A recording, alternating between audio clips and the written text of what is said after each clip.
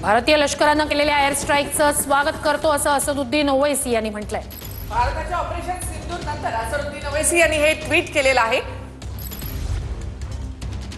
दहशतवाद्यांच्या पायाभूत सुविधा पूर्णपणे नष्ट केल्या पाहिजेत असं ट्विट असदुद्दीन ओवैसी यांनी केलेलं आहे।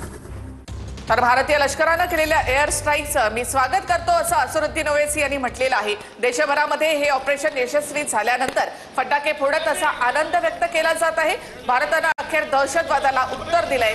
पाकिस्तानला देखील ठोस उत्तर या ठिकाणी दिलेलं आहे। त्यामुळे भारतासाठी अत्यंत अभिमानाचा असा हा क्षण।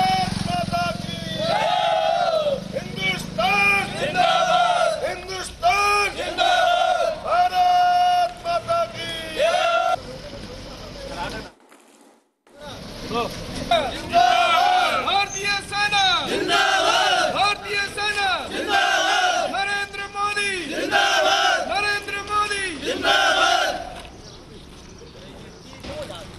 तर ऑपरेशन सिंधूर नंतर या ठिकाणी भारताची ताकद दिसलेली आहे। भारतानं पाकिस्तानमधील दहशतवादी तळांवर 9 ठिकाणी हवाई हल्ले केले।